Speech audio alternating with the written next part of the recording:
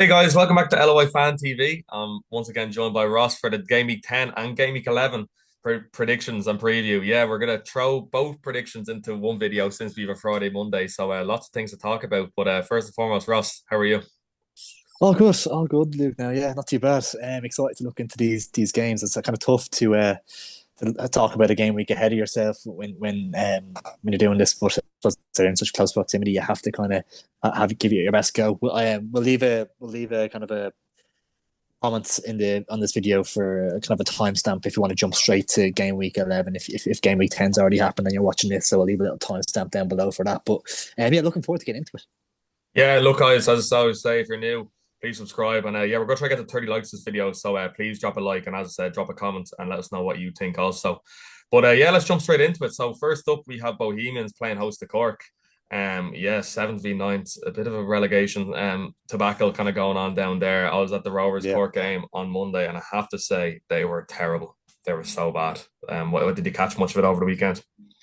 I didn't catch that game there, but I heard a couple of quotes from Clancy after the game, bits and pieces. He kind of had a bit of a head loss after the game. He's had a couple of head losses this season. What was the incident with the referee a while ago, and now this? I feel bad for him a little bit in terms of how that squad was built. I'm not sure how much of a kind of say he had on that. I think it was probably a club decision to bring Maguire back. I think the option to bring Keating back was probably hard to turn down at the time, and I think they're just a different outfit from the one that we faced a couple of. You got them at a good time, I think, on the kind of off the crest of their waves on the way down, and they've had a couple of injuries, got a few injuries, and it's not a good kind of place. Whereas when Shell played them, for example, it was kind of Keating up front, and it was just a different outfit completely. It felt like so. Yeah, they're in dire straits. I think they're winless in five now as well, and obviously Clancy's had a real go at the players and dig them out, and it'll be interesting to see how they kind of react to that. He's talked about getting rid of people already and stuff like that. So yeah, be a big test from now. Head to Daily Mets against an out of sort Bows as well. Yeah, like I was at both games, both Rovers games over the weekend. I suppose Waterford, their relegation rivals, we were playing on Friday, and like I thought Waterford were bad, and then I went to the Cork game on Monday, and oh my god, there was no comparison. Like there was, it could have been 8, 9, 10. The goalie kept them in the second half. I felt like they were throwing bodies forward, and then when we were gaining possession, countering them, there was just no desire to get back. It was like Dan McDonald put it best. Like it was like you always say, but the modern league this year and last year, like there's no one-sided game, but this was a one-sided game, and it was just Yeah, really poor by Cork. And I can't help but feel if that's what they're going to be copping up over the next couple of months, like they will get relegated. Like that was just it was completely unacceptable, and I completely understand why Clancy would lose his mind a full time because they were just completely off it. Like they were terrible. yeah. But did the young lad play? O'Sullivan, was he playing? Yeah, he was there. But he was like he was Jesus. You wouldn't even. I didn't even know he was on the pitch to be honest with you until after Yeah, when I said it. Like yeah, they were just a bit of a non-entity. Like they just didn't look up for it. And yeah, like it's just a weird one. And to be honest, I really do dread from going to stadium now on Friday because obviously, look, bows are out of sorts as well. But like you can probably comment on it more better than me, but like a 1-0 away to Shells, like obviously Dublin derbies, they're always feisty affairs, but like Bows, could have got something out of that game and didn't. So they're probably looking a bit better than Cork. yeah. Probably looking a little bit better in Cork. I guess you could say Cork went to talk and got a point though at the same time. But yeah, Bows. They do have good players, and there's no doubt in that. But it's like that was the first time I properly sat down and watched him for 90 minutes. Was on a sleeper train at half 2 in the morning watching the whole game. And Yeah. yeah, Bows were shocking. The first half they weren't too bad. They kind of threatened a little bit. They had a couple of kind of half bits and pieces going on. Devoy had a decent chance. Connor Kearns really had an absolute horror towards the end of the half. But they looked a little bit better, and it was a bit more of a contest in the first half. The second half, they were awful. They played for the point, but they were just very passive. They were kind of just getting the ball and giving it straight back to Shells, and they had no kind of threat up front. And what I was thinking was like they had Connor Parsons on the bench. You, I think, did well against yourselves in the Aviva, didn't he? I think, Yeah. and he was sitting there on the bench. I think he got brought on with 10 minutes to go or so. But Sean Gannon was booked early in the first half. He was playing right centre back.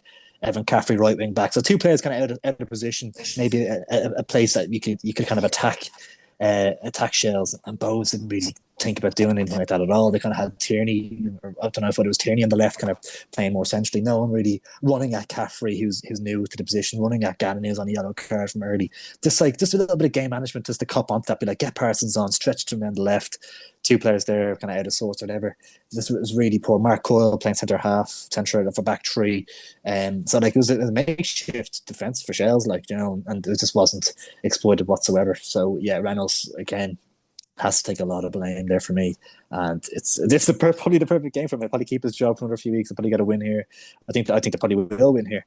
They've enough individual talent to win this game. That's what it is, though. Individual players winning the football matches, not the coaching staff. And the quicker it's sorted out there, the better. Yeah, I think Bows will win this game. Probably be tight enough. Maybe 2-1 Bows. I don't think they'll keep a clean sheet. Probably they don't convince me at the back either. So yeah, I'll go for Bows to nick it 2-1. Yeah, that's a good show. I think Clancy will get a reaction out of his players, and Bowes probably would fancy themselves here. Probably Reynolds will be licking his lips looking this tight.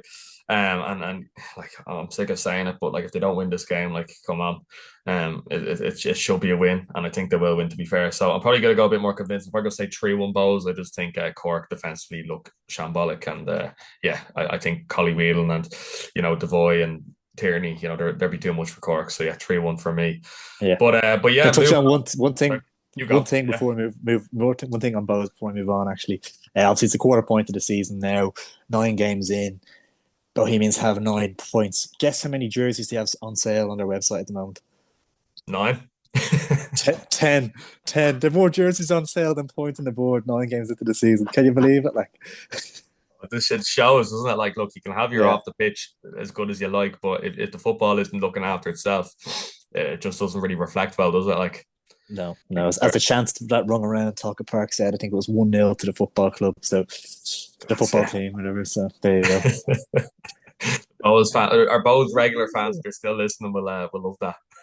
know, they'll love that. I think I had one unsubscribed there last week actually as well, so I don't think he'll be watching. So it's all oh, good, all good. oh, sure. I think we'll survive. But yeah, speaking of surviving, Drogheda United next up playing host to Shelbourne, and I think they're definitely. I was talking to one Drogheda fan. They were saying, I think we just might have enough to stay up now, and I was like, I think as well. 18 Yeah, points yeah, after 9 games. Like, I think the relegations at least at their worries currently, and yeah, playing yeah. host to yourselves. What do you make of kind of that tie?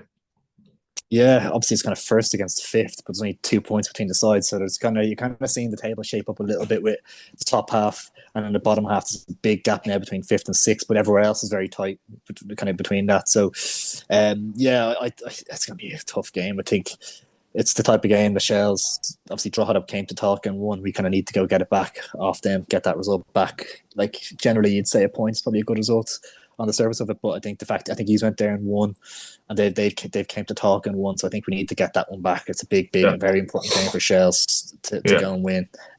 But yeah, Drogheda are flying 3-1 win against Derry last week. They're really in some form, and you feel like it's going to have to end at some stage. I'm just hoping it's this weekend. Yeah, it's outrageous, really. We'll touch off the Lean Boys incident later on, but yeah, for Drogheda to go up to Derry, and we kind of both gave them little to no chance with the form Derry were in to kind of go up there with 3-1 was unbelievable. 3-1 or 3-2? 3-1, Three wasn't one, I it? think it was. Yeah, 3-1, yeah, yeah, 3-1.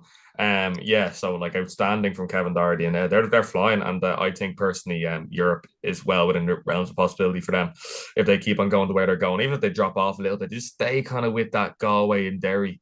I think just if they stay with that little pack, and that will probably develop as the weeks go on. I think they'll have a royal chance. And then Chels, on the other hand, look a great 1-0 win. Meepo, making Roddy Collins eat his words. and yourself, and yourself. And me, and You're us, getting and called out us. too. You're getting I'm called not out too. look. Well, my comment on Migo, and you agreed with me to be fair last week, is that like he has Did all the I? other elements of his game. It's just his finishing. And to be fair, that was a great finish last Brilliant week. So finish. he just needs to back that up more consistently. And like as you kind of Mm. touched off, like with Afalabi, like all the other elements of his game are there. Once he starts scoring, he'd be flying. So he just needs to, make the pull it together a string of consistent goals. And funny enough, I was listening to his interview after the game. He was saying him and Duffer weren't on speaking terms. So hopefully they've had a Gas. chat and an embrace since that, anyways. And yeah, I saw Duffer also a bit back at Roddy Collins. Which is interesting as well. But sure, that's what you get with Yeah, Roddy, isn't it? Like that's just Roddy. yeah. Roddy's got to say something to That's get the Roddy head. Yellow. Yeah, Yeah, yeah. I think it spoke volumes of I think any other manager in the league, if Meepo signed for anyone else in the league and he wasn't on talking terms with them, I'm not convinced he puts in that kind of performance. Like he was racing around that pitch, putting every centre half under pressure, proper because people had questioned his attitude and stuff in certain places, come to Fleetwood and Portugal and bits and pieces. I don't think anyone can question his attitude under Duff. Like he was running around, putting every defender under pressure, coming off the bench. Obviously took his goal excellently well, toe poke finish. I don't think anyone can have any question marks around his attitude now, which is great to see. Maybe he's matured a little bit over the years as well. And I think he has to come on and make that impact. Obviously, that's 2 goals from now this season, but 2 goals and 2 1-0 wins, so it's 6 points on the board. He's contributed, so he's played a big part in the first quarter of the season, and he's going to continue, I think, doing so. And I'd be very surprised if he doesn't start this weekend. Yeah, look, I don't think Duff would have brought him on if there was pressures over his attitude. Like Duff is one of those managers. He won't put you in there if he doesn't feel you're ready for it. So yeah, I think that was purely strategic by Duff, and I think they would have had a little bit of an embrace since then. But yeah, as far as this game goes, and to be honest, I know you're saying you need to get this one back, but like I'm looking at the table and look, you're 2 points off draw. Like if you win, you go ahead of them, which is mad to think considering you're fifth in theory. But like with Rovers playing Pats, I just think if you go up here and get a point, because like look, I know we got to stop thinking it's draw the relegation team. We need to start thinking like it's draw we're top of the league. I think a draw here would be a good result, and I think it's kind of tough up there. We like a penalty save kind of got us out of there with our win, so it's a tough place to go. So I'm probably gonna go 1-1. Yeah. I'm just gonna go for us to nick it. I think I'm gonna go 1-0 just to have enough. But yeah, that could go any or each way. I just think Drogheda, you can't get away with having they had 27% possession again up in Derry, and still won. I just don't think you can get away with that every week. Like it's going to eventually come back to bite you, and they will kind of go back to where they're meant to be, which I think is fifth or sixth, which is a great season. Like I don't think anyone had them necessarily there at certain years. So yeah, I think they will kind of surely have to pay for having 20% possession every week. Surely it's going to have to come to a head. So yeah, I'll go for a Shells just to nick it 1-0. Lovely stuff. Yeah. So anyway, moving on, probably to two of Drogheda's European rivals, Galway United versus Derry City. Yeah, up in Galway. Yeah, this will be a tight game. Obviously, Derry be licking their wounds following that 3-1 loss to Drogheda, and Galway on the other hand are kind of motoring along. 2-1 away win to Sligo, so like they'll be happy enough. How do you kind of see this one playing out? Yeah, it's a big game when you kind of look at it, because obviously it's fourth against sixth, but Galway are 5 points ahead of Derry. So if Galway win, they go 8 points clear, which is a significant gap between the two. And it's not out of bounds possibility that they do that. I saw, did you see Keane Burns brace as well on loan from Bows, and he's playing in the six. I think he's playing in the six for Galway, and he's having a fantastic season so far. So like, if you want, he'd walk into that Bows team. I think a lot of Bows fans were questioning that decision at the start of the year as well. I didn't get that one. I personally don't understand that one, because he's a young lad. He's coming through. He like they've both have lots of players you just dispose of really, and give a younger lad a chance. And this is Exhibit A of it. Yeah, but look, they could get back next season. But like, look, it's to Galway's benefit, and yeah, he's been fantastic so far. And to be honest, I think like moving on to Derry, I can't wait to start talking that lean boys sending off. Did you see it? Shocking, wasn't it? Yeah, terrible decision. As I kind of was listening to Richie Tell talk on the RT podcast about it, like if it was an 18, 19-year-old after getting a goal, a bit of adrenaline, you'd be thinking, right, fair enough. But the fact that he has been the captain from Northern Ireland, played in the championship in England, played in the Scottish Premiership, and like a vast experience to do something like that, like what do you think? It was like he was giddy after scoring his goal or something, wasn't it? Like he was like he got giddy or something. You're in your nearly in your mid-30s, like. Because I looked at it on live score before seeing it, and I saw like he scored 1 minute, sent off next. Like, what did he do celebrating the goal? That was just my reaction. Took his jersey off or something. Yeah, did he do an Eric Cantona? I was confused. Yeah, outrageous stuff. And that turned the game around completely, because they were in kind of not cruise control, but they looked like they'd probably go on and win the game if he had stayed on the pitch. Like, you'd fancy them, yeah. 1-0 up, yeah. At home, yeah, 100%. So yeah, I think Derry be hurting here. I think Galway will kind of be motoring along as well. So yeah, this is a tough one to call. I don't know who tough, isn't it? Yeah. Yeah, who do you be leaning towards here if you could pick someone? Yeah, I think I'd probably go for a draw here. I think I'm gonna go for a 1-1. I think Derry, yeah, as you said, they kind of hurt, and they'll be looking to get back on track a little bit. And they had been a decent enough form coming into that game against Rod, and it wasn't like they were they're a little bit unlucky now, obviously. So I think 1-1 could put in the cards here. Yeah, yeah, I could fully see that. Yeah, to be honest, that was the score I was running through my head. So it'll just be a bit different. I might go 0-0. I just think potentially it could be a bit of a stay. I mean, obviously, Liam Boyce and Galway, they're resolute enough. Like Derry, to be fair to them defensively, are quite big too, so they might cancel Yeah, themselves out in that regard. So yeah, I'm gonna go for a stalemate, 0-0 draw.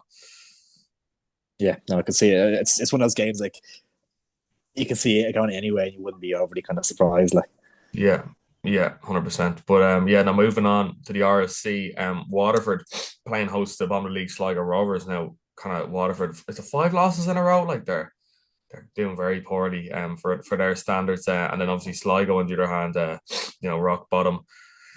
Yeah, we'll kind of be looking to avenge that kind of Galway loss on last weekend. And yeah, it's just a bit of a weird one, isn't it? I don't really know who'd be more up for this game. it's like the definition of must win for both, isn't it? Kind of thing. Like it's a Yeah. proper 6 pointer. Like Waterford say 5 losses in a row, and Sligo 4 losses in a row, and a draw before that, so not far behind them in the form table. The thing that I think is hugely significant here is if Waterford beats Sligo, Waterford go 8 points clear of them, which is a big gap between kind of eighth and 10th or whatever it is. So yeah, this is a massive game of football. Yeah, it's huge. It's huge. And to be honest, I predicted Sligo to come bottom, and I still probably think they will come bottom. But there's just this little feeling I have.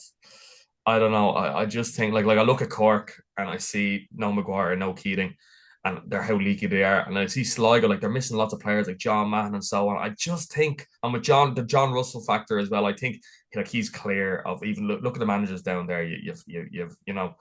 You've Reynolds and so on. I just can't see John Russell finishing bottom. But then on the other hand, Keith Long is in the other look though, you know. yeah, obviously Keith Long is a fantastic manager too, Yeah, but yeah, it's a tough one. I it's suppose really tough. Sligo and the Waterford are suffering from the same thing. Like they've lost like kind of lots of proven players, League of Ireland players, and replacing with a few unknown entities, and it's a tough one. I don't know. Yeah, Sligo, I kind of fear for them, but on the other hand, I feel like they will pull it together Mm. at some point. But I don't know if that starts on Friday. I just can't see it. But at the same time, I can't see either team winning, so I might lean towards a 2-2 draw. I think there might be goals in it, but I just don't know if someone has enough to win it. What do you think?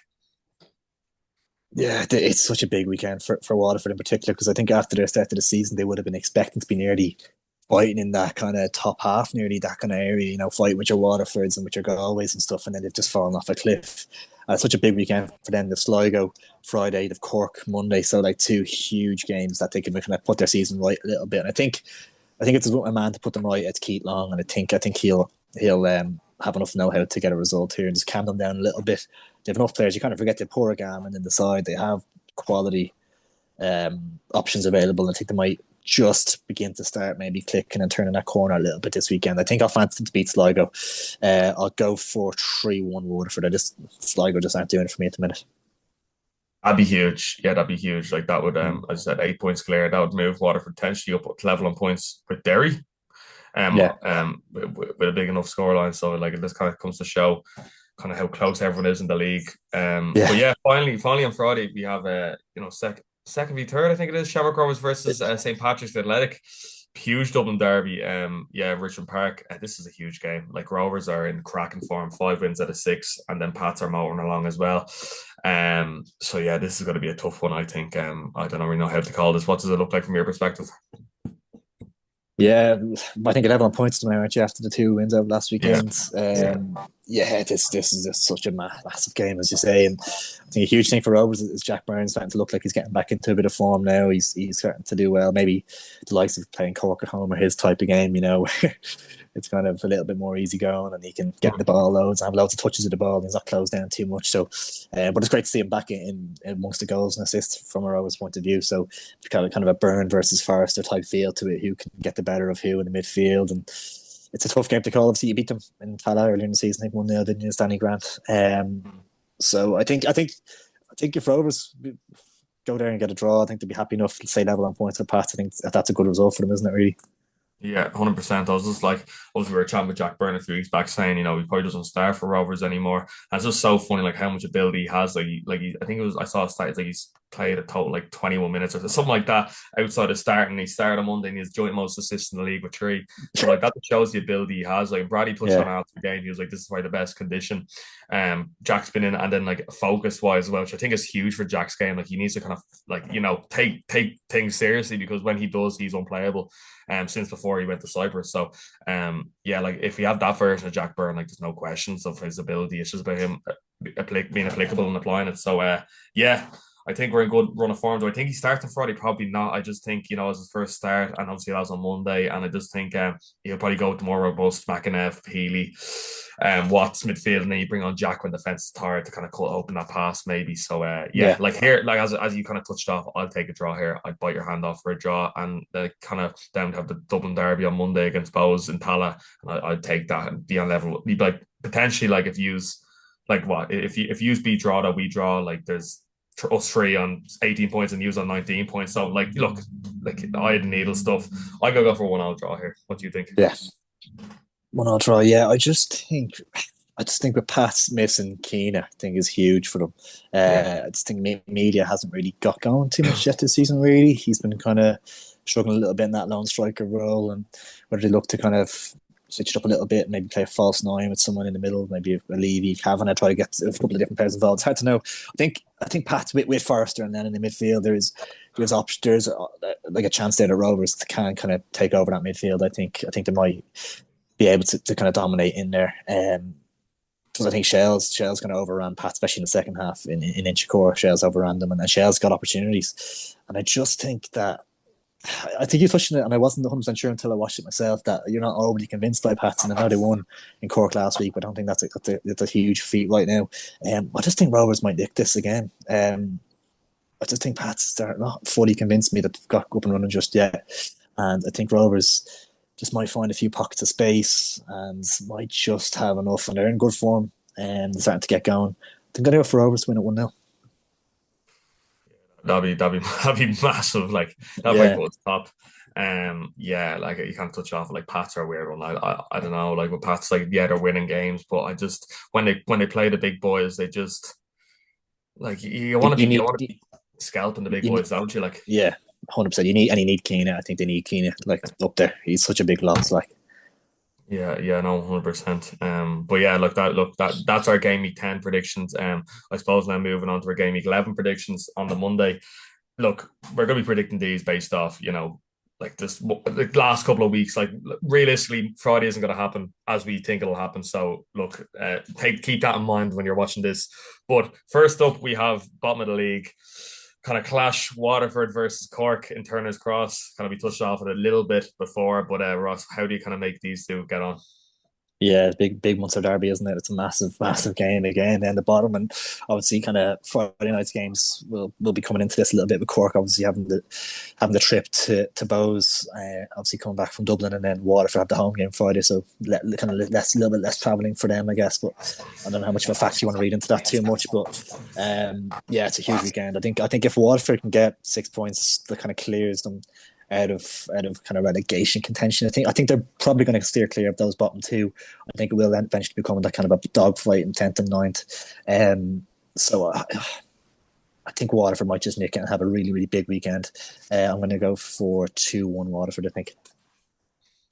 Yeah, I think the Friday Monday is going to really impact Cork here. I think that game on Friday against Bows will probably take a lot out of them, and depending on how that goes, it might be a bit of a sucker punch. There might be a lot of pressure on Tim Clancy's on Monday if that doesn't go correctly. So yeah, here it'd be tough. I think Waterford will be licking their lips, especially if they just get a result against Sligo, and they'll be heading down to Cork fancying this. So like to you, I think Waterford will win this game. We're going to go a bit more convinced. We're going to say 2-0 Waterford against Cork. So yeah. Mm. That's the first game. Next up, then we draw the United at home again against St. Patrick's Athletic. Look, we could touch off both, but this would be another kind of interesting top of the table clash. What do you make of it? Yeah, it's a real kind of test for Drogheda if they have any kind of title credentials, if you want to call it, or test for Yeah. European kind of football. And at this quarter stage, it's kind of no more hiding place than out of Shells and Pats in a big weekend. So they could literally go from first to probably fifth within a couple of days.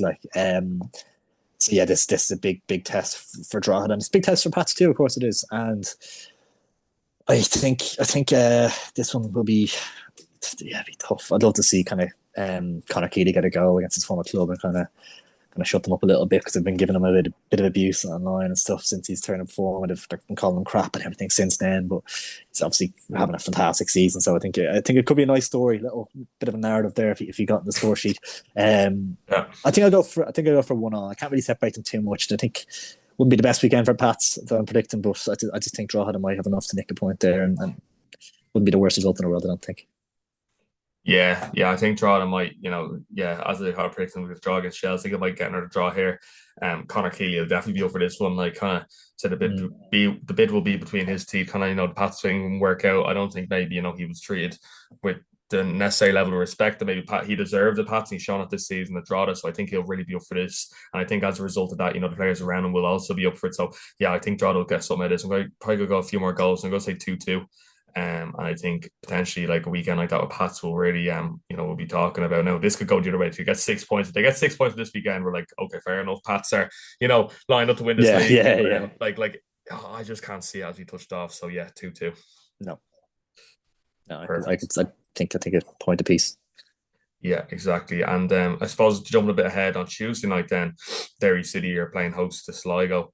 Yeah, probably Easter reasons for that game getting pushed forward a day. But yeah, obviously we touched off Derry kind of away to Galway on the Friday night, and then Sligo Rovers playing away to Waterford on the Friday. So that probably gives them a bit more time to recover. Kind of how do you make it Yeah. these two kind of facing off on the Tuesday? Yeah, it's a funny one. Obviously, Derry beat them earlier this year 1-0 in Sligo. But last year Sligo had a good record against them. I think there was 3 draws and 1 win for Sligo. So expected a tight enough game. But I just think Sligo it's a tough situation. I think it'd be a different story once they get the couple of lads back. I'm just not 100% sure when they're likely to get the John Mahons of the world back. And I think it's going to make such a big difference for them. And they'll be well within kind of touching distance of them in Cork. Then I nearly fancy them to finish ahead of Cork once they get those lads back in the mix and maybe a couple additions in summer maybe. But for right now, I think Derry might just have enough, especially at home against Sligo. I think it'd be a tight game. We could see a couple of goals in this one. I'll go 4-2 Derry. I could just see it kind of being a bit of a open the floodgates and a few goals going in. But Yeah, yeah, 4-2. I agree with what you said. Kind of until Sligo get those players back, it's gonna be tough for them. Look, let's be honest. And Derry probably the Friday Tuesday kind of game suits them a bit better with the depth they have in their squad. And I don't Yeah, think Liam Boyce is back. Probably will be back, so they'll have him in contention. I think they will score a few goals as he touched off. I'm gonna go 3-1 Derry here. I just think I just think that's too much for Sligo. But yeah, then moving on to Shelburne on the other hand, yeah, they're home to Galway United, which yeah, kind of to be honest, I fancy Shells here. I think they'll do well here. Yeah, what do you think? yeah. It's a big weekend. That's just going to show you that there's no easy games in the league. Drogheda and Galway, like they're never kind of pretty games to watch. Really, especially Galway. It's never a pretty game. I think we draw up there earlier this season. I think we got a draw up there. Did we beat them? I Can't think you beat remember. them. I think you We beat them. beat them 1-0, did we? Yeah, we beat them 1-0, I think, actually, yeah. Yeah, And you could possibly see a kind of a very similar scoreline here. You'd be yeah, hoping for anyway. Always a tough game, never easy. Galway will have threats and they'll be tough to beat, tough to break down. But I'd like to think Shells will have a little bit of quality, kind of similar to the Bows game, maybe 0-0 for long periods, but then a little bit of quality, whether it's Meatbo, whether it's Boyd, McEnroe, whoever. McEnroe's been fantastic this season, by the way. Been an incredible pickup from the Scottish League. So, yeah, I think I'm hoping to have Shells. I'll go 2-0, maybe a little bit. Licking Nate want to make it a bit comfortable towards the end, but won't be an easy game. yeah. Two industrious games of football for Shells. Like obviously in the Friday they're away to draw. I know they've Galway at home on the Monday. So Mm. by all means, not an easy task at hand. But as I said, I think they'll be fine. I think they'll just have enough for Galway. Yeah, I'll probably go a bit more time. I'm going to probably replicate their score earlier on in the season. I'm going to go 1-0 Shells. I just think they'll have enough and they'll see out Galway once they kind of get that goal. So yeah, that'd be huge. I suppose finally then on Easter Monday, yeah, the Dublin Derby again, another one. Shamrock Rovers playing host to Bohemians at Tallaght Stadium at 2 o'clock kickoff. So like that'd be an interesting spectacle now to see. Kind of can Tallaght be filled on a bank holiday at that time of the day? Very child, maybe not a friendly matchup team wise and supporter base wise, but as far as kind of occasion goes, it's a great advertisement for the league as we saw earlier on the season in Diviva. Yeah, yeah. It doesn't get the the kind of juice is pulsing as much as it used to in that a couple of years No, ago. Like no. I think a Rovers Pats or a Rovers Shells is that a bigger Look, game now for you? Like, would you consider that a bigger game considering I the would. implications on the league title and stuff? Like, Yeah, because look, this was. I'm not trying to be salty here towards Bows fans. Like, I have a lot of respect for Bohemians as a football club, but like this essentially is like a cup final for them. It's their biggest game this season. For us, it's just so frustrating. We keep on. It's just like a banana skin. We keep on, falling over ourselves when we play them. But like when we play the Pats and we play the Shells, like it's not just a Dublin derby. It has ramifications in the title race as well, as far as taking yeah, points away from our direct rivals. So yeah, yeah, I'd agree yeah, with of you in that sense. And now it's still a great occasion and a great course, atmosphere, great game. But yeah, I definitely agree with you. In recent years, probably since Keith Long has left Bowes, it's really taken the needle out of the tie. yeah, Because Bradley and Long used to have that bit of bite, and then they used to always scalp us, and there was great players on show. But it's just, I yeah, don't know, it's missing something. You're correct. But this one, like, look, I know we've been poor in recent times against Bowes, but I just think with how Bowes are getting on now, like look, they have Cork on the Friday night. They probably will win that game, and if they do, I think the pressure's a bit off. Reynolds maybe going to Tala. yeah, yeah, And then 100%. depending how we get on, if we don't win in Richmond Park, the pressure's on us to get a result following that. Yeah, So I just see us with Gavin enough to win this game. What do you think? yeah, I think so too. I think in previous years, even if Bowes were kind of sixth, seventh of the league, and still kind of had their pender on the pitch and keep looking the pitch. And Cork, and like does that Yeah, kind of feel to the club where the fans are really connected with the players? And I think Bowes could win on Friday. I think Hughes could lose Friday, but I still think it could be a very very comfortable not evening afternoon, whatever you call it, afternoon for yourselves. But now saying that now they'll probably draw or something like because it's always a funny one, isn't it? Bowes views, but I just think you'll be able to stroll to a victory here. It's just much better side, and yeah, I think 2-0 Rovers possibly. yeah, I can see that too. To be fair, like defensively, we have been a lot more astute now. I know we can see the stoppage on goal there on Monday against Cork, but like Yeah, we're keeping clean sheets. And to be fair, like that I could well see a 2-0, but I'm just gonna go for a bit of bite maybe. I could see potentially, Rovers score a Bowes equaliser or something like that, and then we have too much to be taken away from Bowes later on in the game. So I'm probably gonna go 3-1 Rovers. yeah. Yeah, I could well see that within the realms of possibility. But yeah. That'd be a big one. I'm backing Rovers for a big weekend there. Six points from six again. Oh In well. quick succession, that'll be 12-12. But great, that'd be great on the pitch. But off the pitch, there seems to be a few issues, Luke, that I have to touch on. I suppose. Did you see Yeah, look, Mr. Desmond's message? normally it's your side, their side, and what actually happened. But like here, there's like six or seven different storylines. I suppose what it stems back to is look, Dermot Desmond came to Rovers, he bought a minority stake, 2018, 2019. And then since then there's obviously debt collected at the end of 2023 season, and the fans had to, foot a lot of that bill, and then as a result, the members had potentially had put themselves in a vulnerable position to lose their 50% stake. And since that, the members' back has been up against the wall, essentially against the ownership. And then on the other hand, Des was looking at it saying, well, look, why are we having all these issues with people that aren't business people? And it's kind of fan versus businessman. And it's messy. Bradley's dipped his toe in. Obviously, John Martin, the CEO, the last week has handed in his resignation. And that's, what's that, Yeah, what's that about? three CEOs before you. Well, apparently he's going on to bigger and better things, but apparently also on the other hand, there's been murmurs that the work environment isn't what it could be. So look, that's all Intolerable, I speculation. think was the quote. Was it from Desmond? Intolerable Yeah. environment or something. Now look, as I said, we Just don't big have words. we don't look. As I said, there's lots of sides of the story. You kind of have to tread carefully in a sense, but Yeah. yeah, it isn't ideal, especially for the form in which we're in and how we're getting on. It's certainly murky waters for sure, and hopefully it can be resolved. So I think Desmond had said that there was fan elected directors that had kind of sought for Bradley to leave the club nearly, Mm. and I Mm. think there was a spokesperson that said that's not the case. So there Yeah. seems to be a lot of kind of I don't know stuff going on there. It just seems a bit messy, doesn't it? I think. It's hard to kind of make sense of, but like, look, Bradley said at the end of 2023, there was people in the club, they were trying to stop him from being successful.